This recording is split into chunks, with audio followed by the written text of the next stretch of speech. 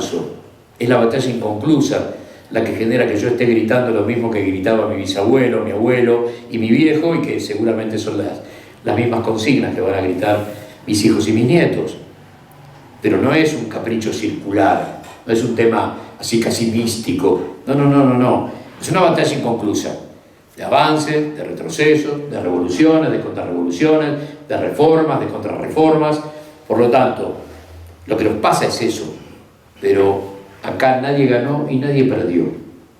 Solamente con decir que en los últimos 4 años hubo 4 procesos quiere decir que no perduraron. No perduraron. Y ahí viene otro gran dato. El norte sí tiene un plan a largo plazo. Desde la doctrina Monroe para acá, 1824, América para los americanos. Los nuestros han sido todos saqueadores que se llevaron todo y cuando dejaron la caja vacía te tiraron el país por la cabeza. En ningún momento hubo un plan para perdurar. Seamos más agudos con el proceso más terrible. Vayamos a la última dictadura. La última dictadura que vino para cambiar la matriz económica, ley de entidades financieras, ley de inversiones extranjeras que todavía están vivitas y coleando, matar la industria nacional de la mano del importado y convertirnos en compradores compulsivos de productos elaborados, muere en marzo de 1980 con la quiebra del BIR. Ese es el fin de la patria financiera y de la plata dulce. Cuando quiebra el BIR y deja 350.000 ahorristas colgados del pincel, porque se llevaron todos los depósitos en dólares que no tenían cobertura del Banco Central, los trozos aparecen en Washington con toda la guita, quiebra el sistema. Y en el 81 vendrán las 3 devaluaciones de Sigot, el país será directamente un caos, vendrá el golpe dentro del golpe, Galtieri terminando con Viola, y un cachito estiran con el terrible saldo que deja la guerra de Malvinas, que me metí ahí 2 cosas. Primero, Malvinas es la 4ª guerra contra el Imperio Británico, que es lo que resolvemos en el libro. Primera invasión inglesa, segunda invasión inglesa, batalla de la Vuelta de Obligado y 1982. Y cuando hablamos de las víctimas, no son casi 700 compañeros en combate. La cifra es imprecisa, pero son más de 1.200 si tenemos en cuenta los suicidios de los primeros 20 años en democracia. Y como en muchas cosas, y en esto ni siquiera es un dato ideológico, es un dato duro de la historia, aparece Néstor en la vida de cada uno de ellos, triplica la pensión y lo saca de andar vendiendo estampitas en los trenes y en los colectivos. Y les da una vida absolutamente digna a cada uno de los compañeros. Pero hablemos de más de 1.000 muertes, no de 700, hablemos de más de 1.200 o 1.300. El último coletazo que sufrieron los excombatientes es la política de Milei en el PAMI, porque las obras sociales que no tenían, Néstor se las asegura vía el PAMI. Cuando empieza el PAMI a quitar servicios, los primeros que lo sufren son los excombatientes de Malvinas, aunque eso no haya estado en ninguna etapa, no haya sido parte de ningún laburo periodístico de la prensa hegemónica. Como ven, es complejo, ninguna charla es completa. Yo sé que podemos estar hablando acá 5 horas y nos vamos a ir y nos quedó tal cosa siempre, pero uno trata de sembrar disparadores para que cada uno de ustedes pueda trabajarlos como sea, frente a, inclusive a los nuestros, para que tengan más herramientas, para que sepan de dónde venimos, quiénes fuimos, porque ahí hay otro dato que es fundamental. Nosotros fuimos. No somos utopía. Nosotros fuimos. Y entonces, desde ahí me paro para gritar quiénes fuimos. Y cuando digo fuimos, digo 5.000 hombres negros, mestizos, mulatos, originarios, que cruzaron los Andes con San Martín en la hazaña geopolítica más importante que la Argentina le dio al continente americano. 5.000 hombres. En 1826, 2 años después de la batalla de Ayacucho, la que termina con 14 años de guerra por la independencia, después de 3 siglos de dominación española, volvieron 78. Y posiblemente eso sea la patria. La distancia entre 5.000 y 78 posiblemente sea la patria. Y cuenta la leyenda que 7 de los 78 habían empezado en San Lorenzo. Hicieron toda la campaña. Cuando llegaron en 23 carretas a Buenos Aires, gobernaba Rivadavia. Hacía 2 años, en 1824, había sido parida la deuda externa con el empréstito de la Barimbradas. Justo el mismo año en el que partía al exilio el general San Martín, 1824. No hay casualidades. Pobre del país cuyo padre de la patria murió en el exilio. Porque hay que entenderlo desde ese lugar, Si estamos hablando del padre de la patria, aquel que ante la batalla de la Vuelta de Obligado no solamente le legó su sable a Rosas, sino que además dijo: al final vieron que los argentinos no éramos una empanada que se comía solo con abrir la boca. Un tipo que estaba detrás de cada uno de los procesos antiimperialistas que se ponían de pie en esa América, que resistía como podía el ataque eterno para nosotros de Inglaterra, que es un dato que hay que analizar de esa manera, hasta la Segunda Guerra Mundial. Después Inglaterra en Yalta entrega las llaves del reino y nuestro problema empezará a llamarse Estados Unidos.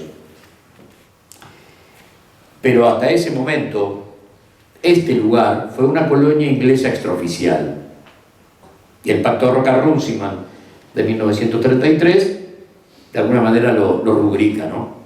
Ese estatuto legal del coloniaje del que hablaban los compañeros de Forja. Y vos decías, Jauretche y Scalabrini. Scalabrini es el padre del revisionismo histórico en la Argentina. Le debemos a él un montón. Después vinieron cualquier cantidad de ilustres, de Hernández Arrey, el Pepe Rosa, el Colorado Ramos, bueno, nuestro gran Galazo. Pero él pone patas para arriba el statu quo en política británica en el Río de la Plata.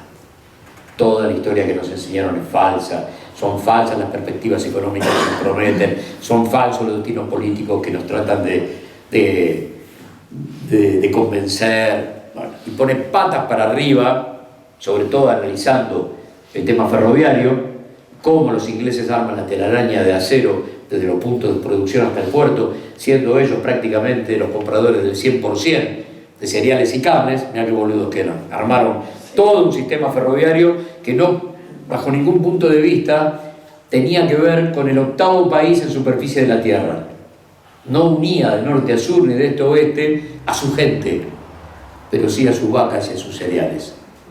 Bueno, cuando empezamos a desembarazarnos de eso, es cuando el primer peronismo paga el total de su deuda externa y convierte en deudores a los viejos acreedores, fundamentalmente Estados Unidos e Inglaterra, por lo que se llamaba los servicios de guerra, que eran alimentos, básicamente. Ahí el primer peronismo genera 2 cosas. Una no tan olvidada, la otra sí, y hay que trabajarla. La primera es que Argentina es el único país de América Latina que no entra al fondo entre el 46 y el 55. Y despojado del tutelaje de un organismo creado como control, podemos generar nuestra industria liviana y nuestra industria pesada. Y encima nuestra independencia económica. Y entonces nace un Estado nuevo que se refunda sobre la base de la obra pública y que es totalmente revolucionario, aunque desde el punto de vista, ponerle ortodoxo la palabra por ahí no le cabe, pero para mí lo es, por el hecho de haber entendido que los que habían esperado tanto ya no podían esperar más. Y eso va desde un plato de comida hasta un techo, una vida digna y el abrazo del Estado para que todo aquel que había trabajado una vida en negro pudiera jubilarse. Estoy diciendo 3 o 4 cositas nomás. Pero básicamente el pleno empleo a través de la línea de producción. Ese es el gran dato que nos hace país, la línea de producción. Sin línea de producción, hoy a la Argentina le sobran 18, 19 millones de habitantes, que viven directa o indirectamente de la industria nacional. ¿Y vamos a matarla por cuarta vez? Y sí, obvio, no cabe ninguna duda. ¿Vamos a matar las economías regionales por cuarta vez? Sí, claro. Pero en el marco de un país que importa cebolla y tomate. Eso es la Argentina del presente. Una locura. A veces lo que preocupa es la naturalización de esa locura. Eso sí preocupa y mucho. ¿Desde cuándo se naturaliza